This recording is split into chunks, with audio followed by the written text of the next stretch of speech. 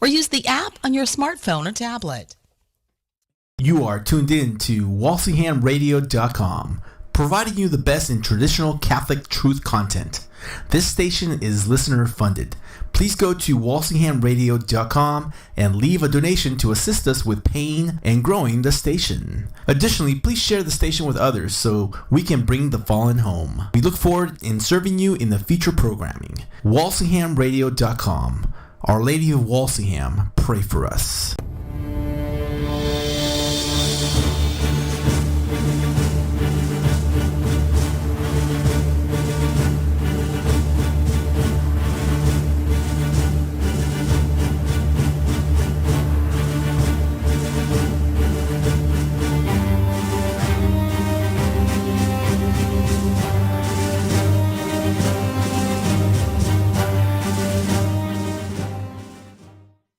Welcome to the Terry and Jesse show. Jess will be here in a minute.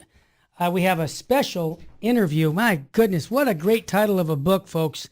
How the Church Makes You Healthier and Happier. I love it. By Patrick D. Chisholm. He's going to be coming on the air, and we're going to have a great show for you today. I also want to mention that today's Wednesday, so Church Militant will be with us, Joe Gallagher. And I love the story he's going to be covering. California bishops call on Catholics, that's us, to fight Governor Newsom's abortion firewall. Wow. And they're also going to talk about what we actually witnessed here in Los Angeles, the violence that went on with a pro-abortion march in Los Angeles where police were hurt.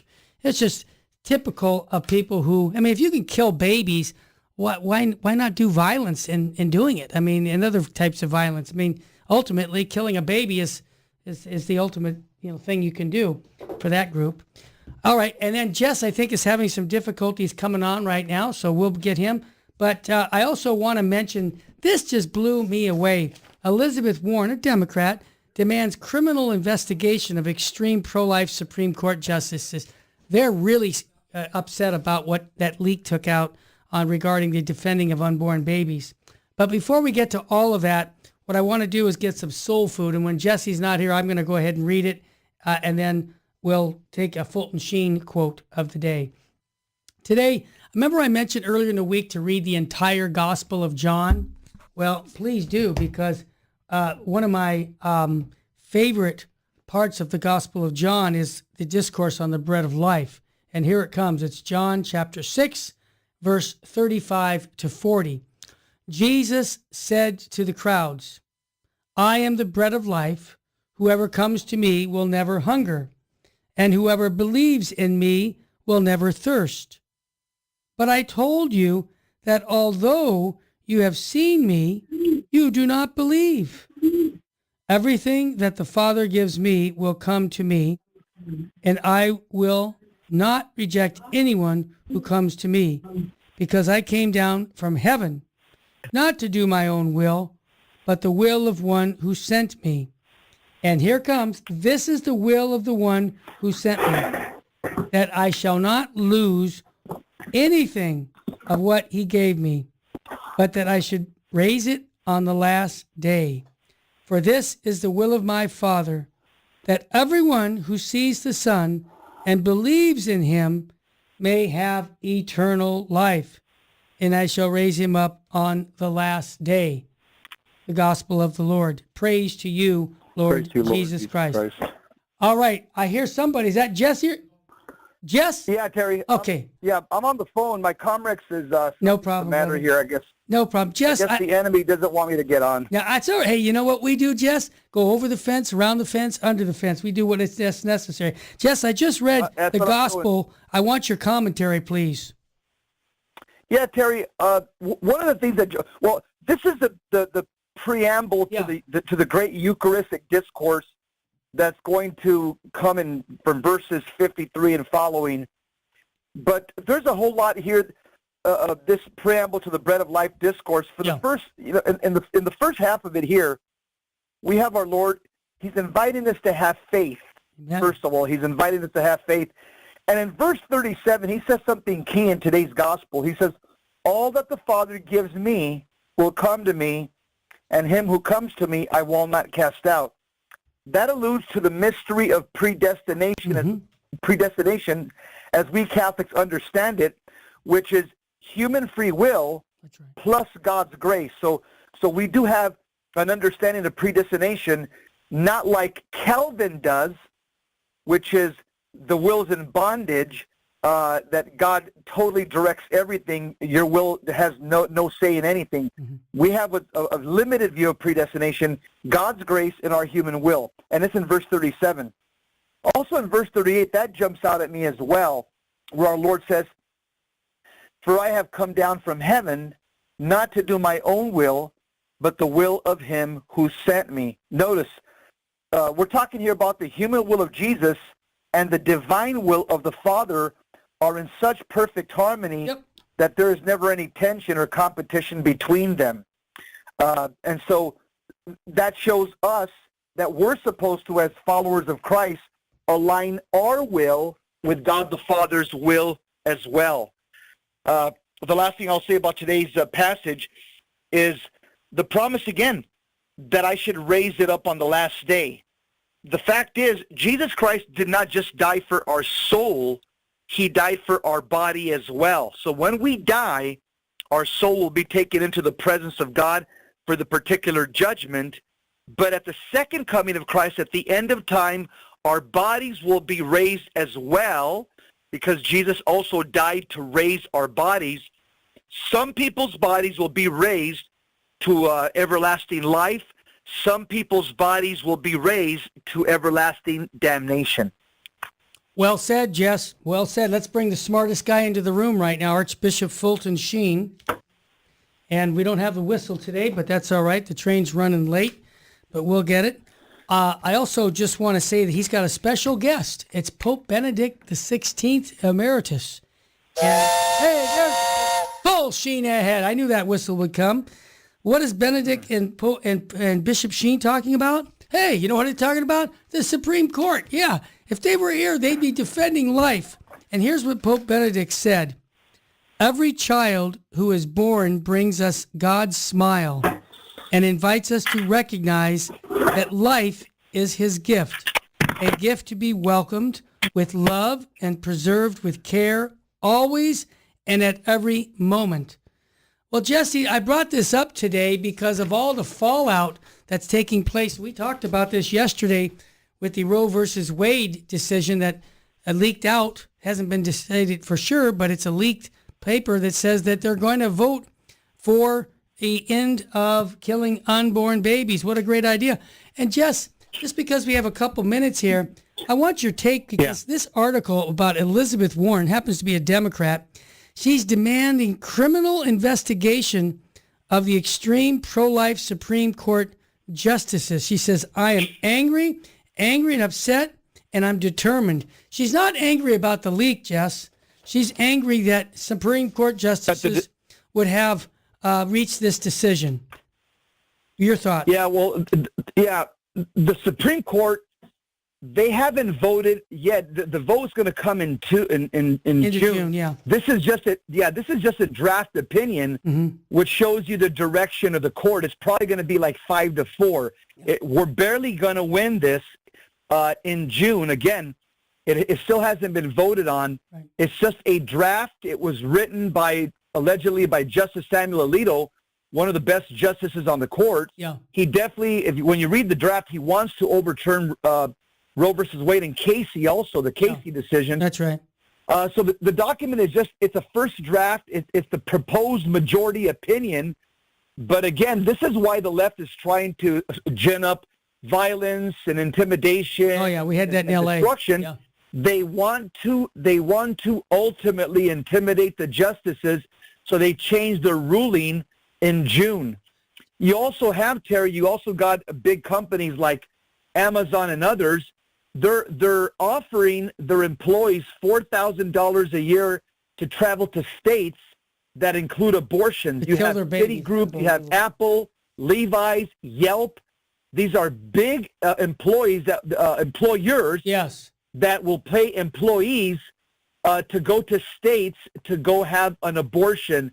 The Supreme Court decision that is still pending in June, apparently they're saying that it was leaked by, probably it was leaked by a law clerk. They're saying he's an Indian. He's a Hindu. I've seen several reports last night from several newscasts. Yes. And this law clerk works for Justice Sotomayor. Yep, no surprise. Justice Sotomayor, an apostate Catholic, Yep. She's the most outspoken against Roe versus Wade. So I don't know, Terry, it doesn't surprise me No, it doesn't. that one of her staff would leak this to the press to start another, what they want to start is another George Floyd movement. Yeah. That's what they want to start. Sure. Fires, riots, intimidation, Well, it started. destruction to intimidate. That's exactly, this is another George Floyd movement, Terry. Well, Jess, on one more point about the lines are being drawn clearly between Democrat and Republican. Senator Warren said that I'm angry because we've reached a culmination of where Republicans have been fighting for, angling for decades now, and we're going to go fight back. So basically, anybody who doesn't realize if you're a Democrat, you're for killing unborn babies, they better now figure that one out. And if you're a Republican, you defend life. And so I can't make it any clearer. It's very simple to me that if you vote as a Democrat, you're voting to kill unborn babies. And I'll say it one more time, you can't be a true Catholic and a Democrat. Now people get mad every time I say it, Jess, but you know what? They can't. You can be a fake Catholic and There you go. There you go. Fake Catholic. Yeah, fake Catholic. Yep. Hey, Jess, we're going to come back. Terry, also, something important also just is that this is going to go back to the states. That's right. It's not. No, everybody's going to decide on the state-by-state cases. That's right. It's not the abolition of Roe versus Wade entirely. No. All they're going to do is say it's not a federal issue. It goes back to the states. And that's why, we're later in the show, we're going to talk about the bishops, thanks be to God, in California wanting to fight Governor Newsom, because he wants to have our tax dollars pay for people outside the state to come in to kill their own unborn babies. When we come back, wow, we're going to have a great interview on a book called How the Church Makes You Healthier and Happier with Patrick D. Grissom, his book, and much more here on the Terry and Jesse Show on Virgin Most Powerful Radio. Stay with us, family. We'll be right back.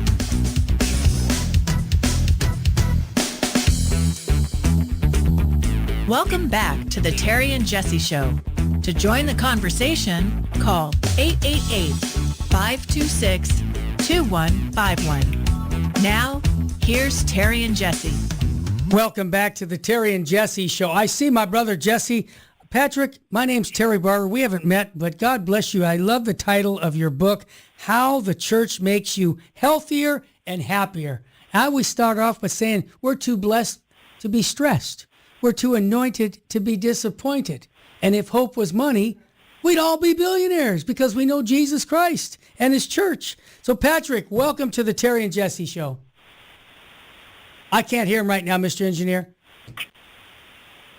Try it again, Patrick. Okay, it's on your side. See what? Maybe you got yourself muted. Jesse, are you on the Skype now? Yeah. Oh, go ahead, brother. Yeah, no, I'm on the phone. I can see Patrick, but we can't hear him. We can't hear. I can't hear him. I can't hear him either. So, Patrick, before we get you back on here, they're working those things out. Go ahead, Jesse. Yeah, Patrick's a senior fellow at the Catholic Apologetics Institute of North America. He's trying to play with his. Go ahead and talk, Pat, whenever you have a chance. Yeah, as soon as you get your unmuted. He's also. Yeah, as soon as you get unmuted, go ahead and talk. Let's see.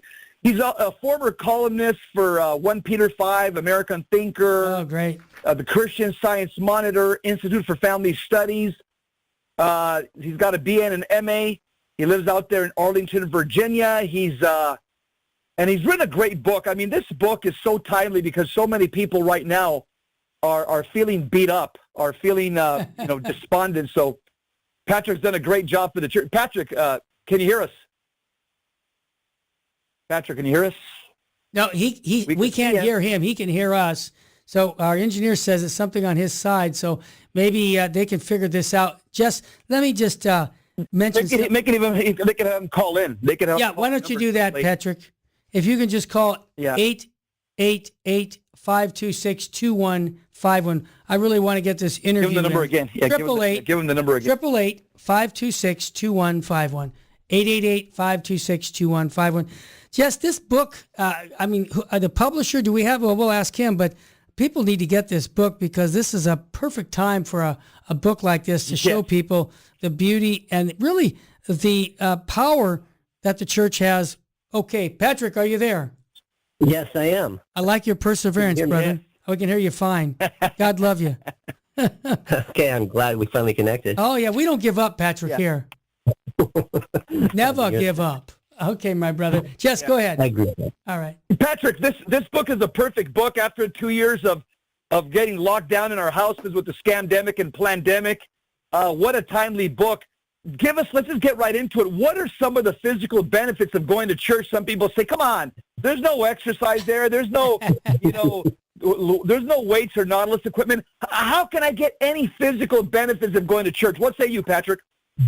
That was my first reaction when I first heard about any kind of physical benefits. I mean, you're just sitting down in church. It's kind of a sedentary activity, whereas on Sunday morning you go out, walking, going for a walk, going for a run, doing all kinds of healthy things. So how in the heck could church actually help you physically? Well, it turns out that literally thousands of studies have determined that people who go to church are healthier.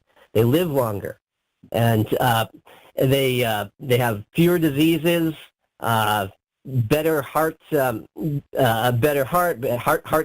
They have less diabetes, less cancer, less arthritis, asthma, emphysema, and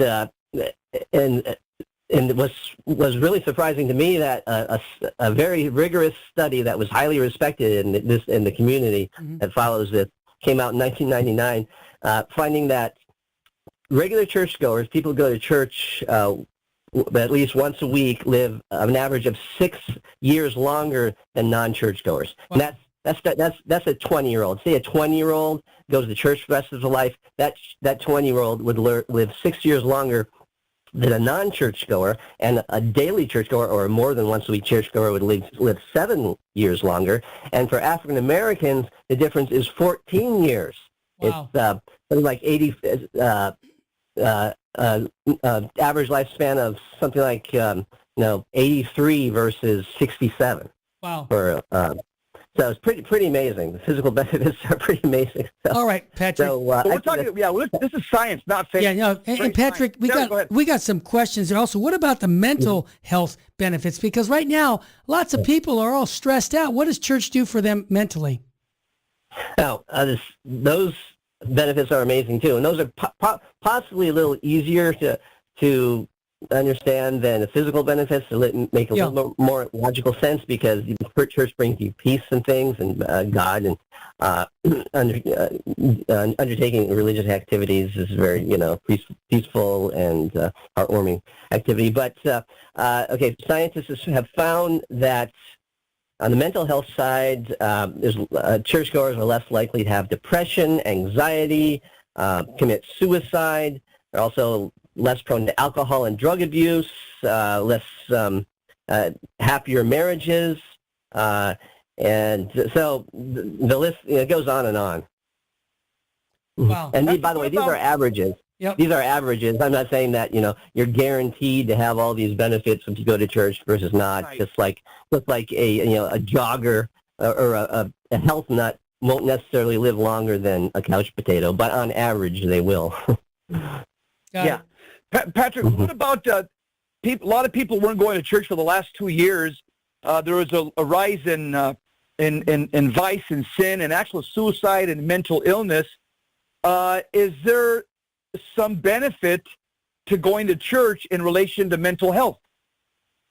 Definitely, especially during the pandemic. They found that there was a survey. I believe it was the Pew Research did a survey, finding that they asked people whether they do a yearly survey comes out every November or so, asking people if they're very happy or extremely happy, and in practically almost all demographics, whether it be old, young, black, white, Hispanic, Republican, Democrat, almost all demographics across the board, happiness those who said their overall happiness or those who said they were very happy went down substantially, about 10 percentage points on average for most demographics, except just one group, weekly churchgoers. Their average happiness went up 4 percentage points.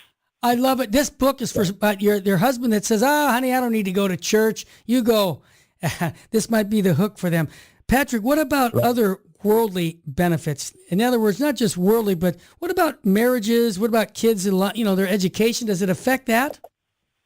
Oh yeah, definitely. Okay, they found that married people live longer. They have longer marriages. Yeah, that's good. They're married to a greater extent, and they're not only married to a greater extent, but when they do get married, they have happier marriages, less divorce. Good. They in the educational domain, their kids are generally better adjusted. They get better grades in school. They have higher educational attainment. Awesome. And as a matter of fact, it used to be several decades ago that churchgoers had less average overall education than non-churchgoers. But starting from people born around 1960, churchgoers on average have a greater educational attainment. They have more years of schooling, more years of college than non-churchgoers. Interesting. So there's the educational. There's in terms of they have kids and adults have less delinquency and criminal activity on average. There's higher incomes. Higher income is another benefit. I mean, you shouldn't go to church to a degree. Actually, I should emphasize you shouldn't be going to church just to get these worldly benefits. You should be going to church to be closer to God. But on average, churchgoers have higher incomes. They engage in volunteerism to a greater extent, and they found scientific studies that found that they're nicer overall, greater level of agreeableness. Makes sense. Just being nice, like helping a stranger, helping an old lady cross the street, or helping an elderly neighbor, mow the grass or whatnot, giving up your seat to a stranger. Just they found that's pretty amazing that churchgoers have these characteristics. Great. Patrick, how can it be that going to church, I mean, it seems to be more of a sedentary activity. How can that actually improve physical health? Well, turns out that churchgoers overall have healthier habits than non-churchgoers. They're more likely to see the doctor. They're less likely to smoke. More likely to get exercise. When they're at church, they're more likely to have interactions, more social interaction with other people. Scientists have found that the greater your social interaction, the healthier you are, and that. And with regard to the whole COVID lockdown pandemic, that I think that was a negative in that regard. Greater churchgoers are more prone to engage in volunteerism, and they found that volunteering actually improves your health for various reasons. Greater sense of meaning and purpose, greater sense of hope and optimism, and not last but now this other, and I do want to mention something else that doesn't come up in the scientific studies, because so many of the scholars that do the scientific studies are atheists and agnostics. They would never admit that supernatural has anything to do with this, but just greater graces from God. Obviously, if you go to church, if you pray, God, I think, is going to reward you with graces. So just from those direct graces from God, I think your health is going to be better. Got it. Patrick, your book is called How the Church Makes You Healthier and Happier. How can people get your book? Amazon. You just go to Amazon.com and just type in Holy Health. The main title is called Holy Health, and the subtitle is How Church Makes You Healthier and Happier. Patrick, who's coming up with all these findings that church improves health? Where's all this coming from? Well, you'd think maybe somebody not familiar with it might think it's coming from small evangelical colleges in the middle of, say, Tennessee or whatnot. But no, these are actually coming from the top universities in the world. Got it. So many, the Harvards, the Yales, the Stanfords, so many, top universities. The foremost researcher in this field, Harold Koenig, he's from Duke University. Yeah, another foremost researcher is Tyler Vanderwilt from Harvard University. So these top universities, these are being carried out by psychologists, sociologists, physicians, biomedical scientists, nurses, even economists, and it's kind of ironic. A lot of these researchers don't even have faith. They're atheist agnostics. Hey, but they pursue the truth. So and they go where the truth takes them. And there haven't been just a handful of studies. There have been literally thousands of studies, 6,000 studies at the last count, since probably about the late 1980s have come out finding that church results in all these worldly benefits. By the way, not all studies, but the vast majority of the studies have found that. Patrick, hang on. We got the music coming on. We come back. We got some more questions about your book, How the Church Makes You Healthier and Happier. You're listening to the Terry and Jesse Show on Virgin Most Powerful Radio. Stay with us. Again, this could be a book that could help bring a loved one back to church, and that's why we're doing this. We'll be back with more on the Terry and Jesse Show. Stay with us, family.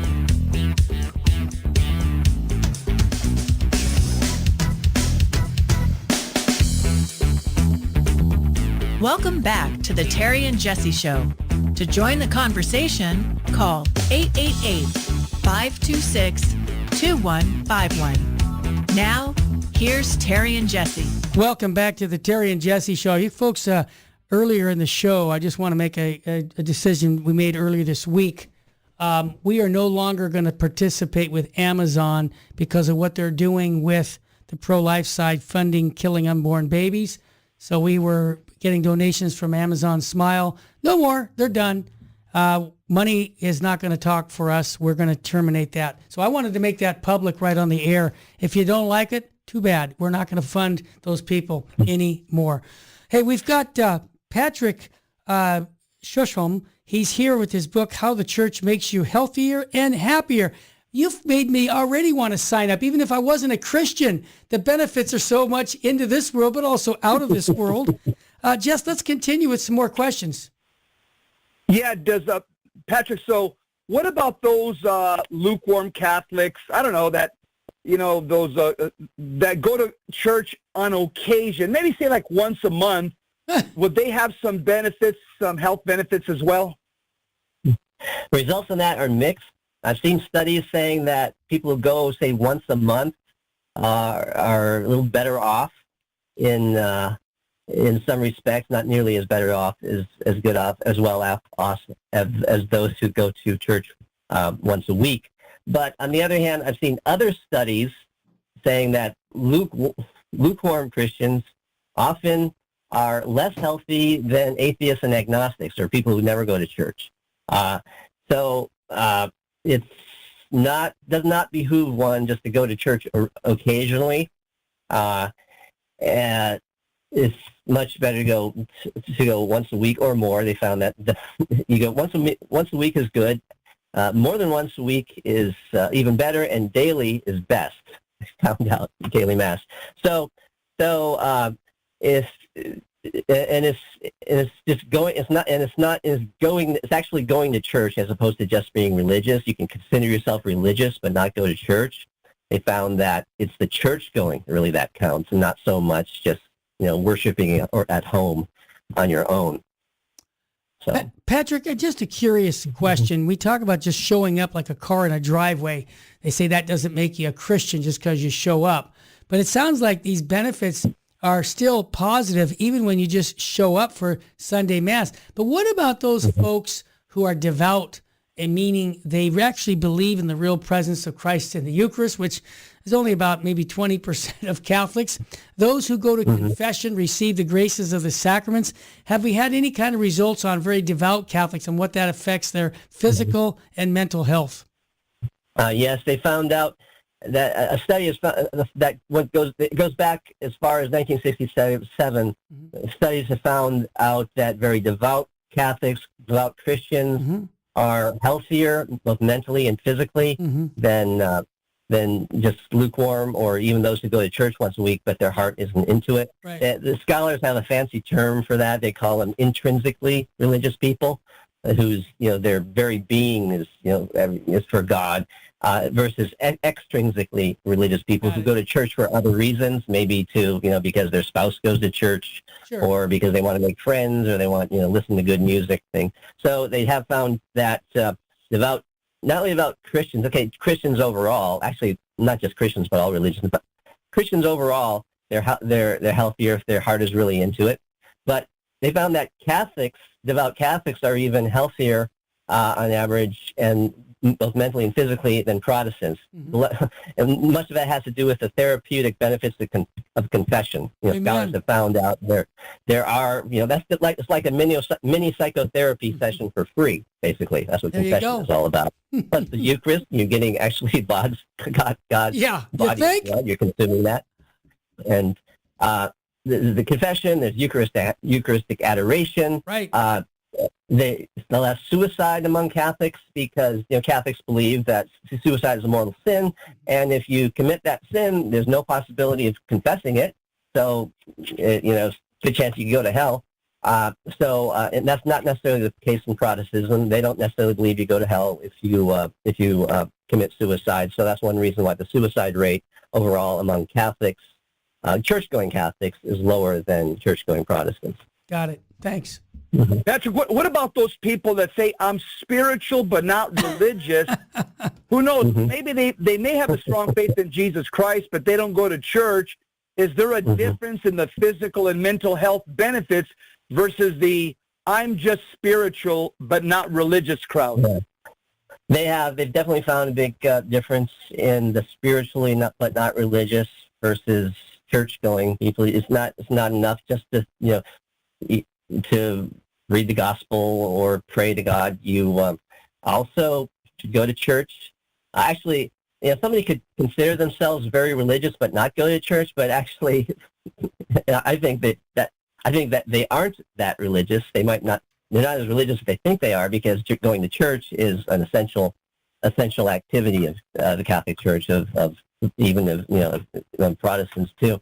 So. Often spiritually but not religious might even have greater amount of mental health problems than regular church-going people. One reason could be that the mental illness comes first, and they were agnostic or atheist before, but they want to search for meaning to help deal with their mental problems.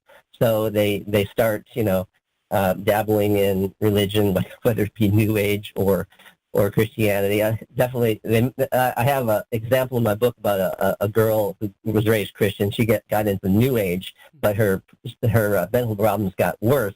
But then she was drawn towards Christianity, and now she's doing great. Awesome. Hey, Patrick, you wrote about the 4 levels of happiness as described by Father Robert Spitzer of the Magnus Center for Faith and Reason. He's a former president of Gonzaga University. What are those 4 levels? Right. Father Spitzer, anybody who's is into apologetics, probably familiar with him. Sure. The 4 levels are level 1 is level 1 happiness. Is level 1 happiness through level 4 happiness. Level 1 happiness is immediate gratification, basically comfort and pleasure. Basically, eating good food, having fun, going to the movies, just that kind of is immediate fun or immediate happiness. A lot of people only live for level 1 happiness, which is which might last for a little bit, but then it's gone. The activity is gone, so your fun is gone. So it's not lasting happiness. That's level 1. Level 2 is contributive. Actually, no. Level 2 is can't remember the name of it, but personal achievement. Personal achievement. Right. Yes. It's a quest for happiness. Mm-hmm. It's a quest for honor and recognition. Basically, once you achieve honor, recognition, and respect, whether it be in your job or wherever whatnot, and that's a higher level of happiness than immediate gratification, but doesn't necessarily last, because once you achieve that coveted position or distinction, dissatisfaction could set in, because there's always something higher to attain, a higher job, a higher position, or whatnot, and also a lot of times say with your job, when you move up a level, whether it be in job or somewhere else, it means somebody else is not gaining that position, so somebody else has to lose. So that's level 2 happiness, and it often, some people just only live for that, and it doesn't bring lasting happiness. Level 3 happiness is called contributive, and that's a more meaningful happiness because you're actually helping other people.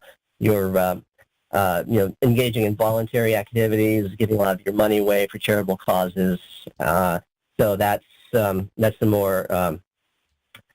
more lasting happiness. But the highest level of happiness is called ultimate good, I believe, and it's yearning for truth, goodness, love, beauty, and being. And true happiness is found, of course, through God, through the spiritual and transcendent.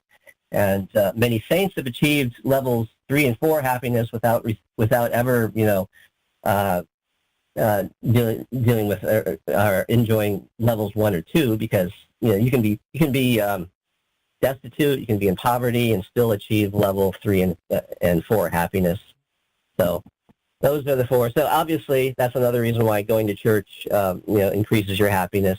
Going to church and worshiping God and embracing God increases your happiness to a much greater extent than other ways. Patrick, have you been accused by some people? They're saying, hey, Patrick, you wrote a book that smacks like the prosperity gospel. How would you respond if they accuse you that you're a prosperity gospel author and preacher? How would you respond as a Catholic? Well, these worldly benefits are just an added bonus. You should go to church because you really want to go to church, really want to worship God, and any health benefits that come with it, any educational benefits, business benefits, mental health benefits, is just an added bonus. Your real quest is union with God. And not only that, but you won't necessarily be happier just going to church. Your problems could change. You could have less depression, less anxiety, and whatnot. But on the other hand, now you have to get up early in the morning and go to church on Sundays. Engage in volunteer work. Maybe you feel obligated to do it, but you're not. It's not something you want to do. It's not the first on your list. So you have to take up your cross and follow Jesus. And you might undergo cancellation, ridicule, persecution from your friends, from your workmates, from whatnot. So there's certain types of suffering. The types of suffering is changed. Instead of anxiety and bad health, you might go through persecution and cancellation and just ridicule and whatnot for being a devout Christian. Well, Patrick, I want to thank you for joining us. Your book's called How Church Makes You Healthier and Happier. There's it. There it is. Thank you so much for joining us here on the Terry and Jesse Show. And when we come back... What a relevant book. You got it. Absolutely relevant. Exactly. Book. So important. Thanks so much. Joe Gallagher is going to join us from Church Militant. We're going to get some good news about California bishops calling on Catholics to fight Governor Newsom here in California regarding the abortion law. Stay with us, family.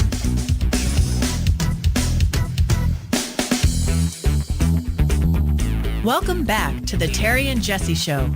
To join the conversation, call 888-526-2151. Now, here's Terry and Jesse.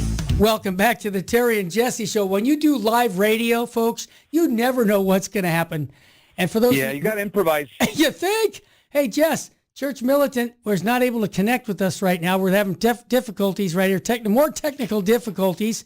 So they can jump in at any moment. But I really like their news report tonight about the California bishops, calling on Catholics to fight Governor Newsom's abortion firewall. What is all that about? I hope they can come on because I know what it's about. And I'm really happy to hear our bishops saying, look, Jess, I'm a registered citizen of California.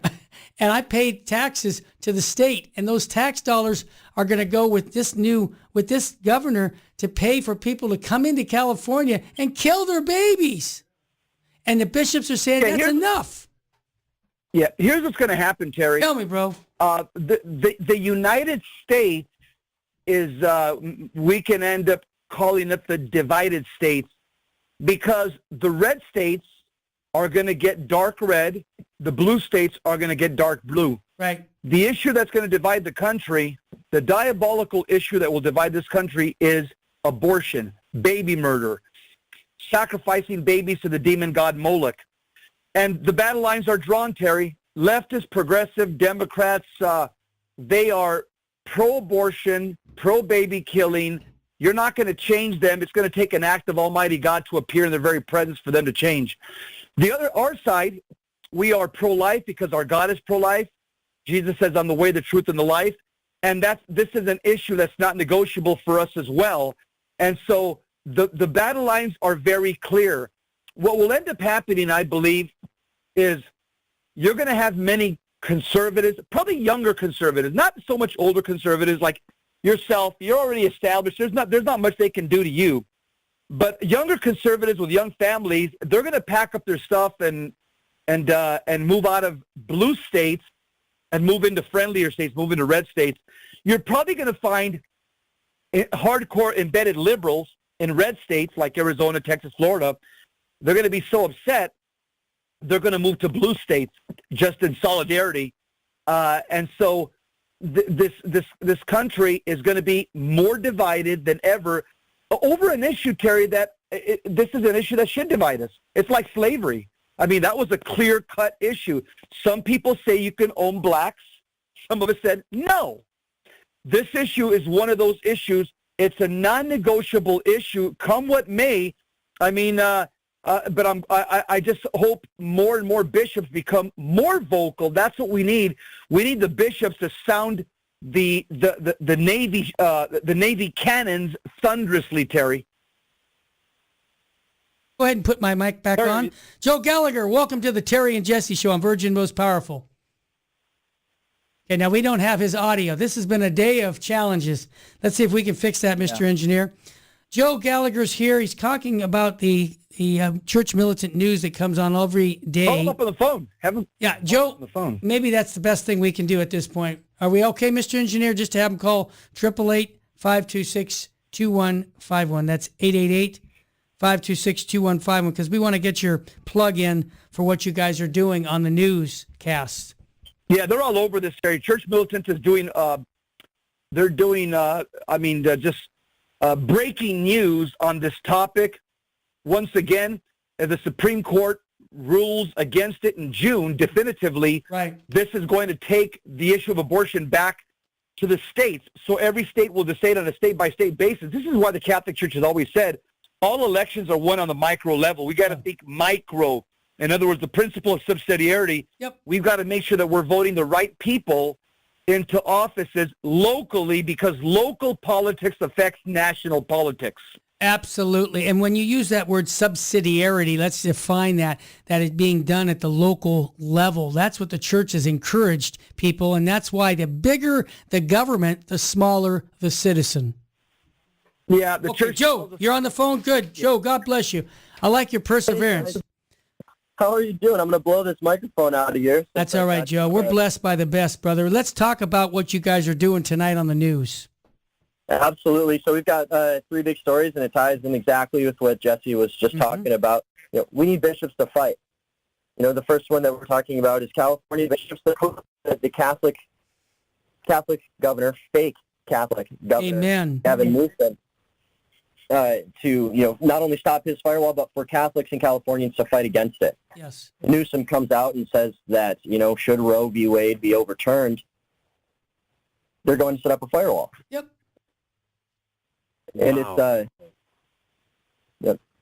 Can they hear me? Yes, we Okay. can, Joe. Go ahead. Yeah. So what does that actually mean for us listeners right now? Tell us what is that going to be, funding abortions from outside the state? They're going to ask people to come to California and pay for those abortions?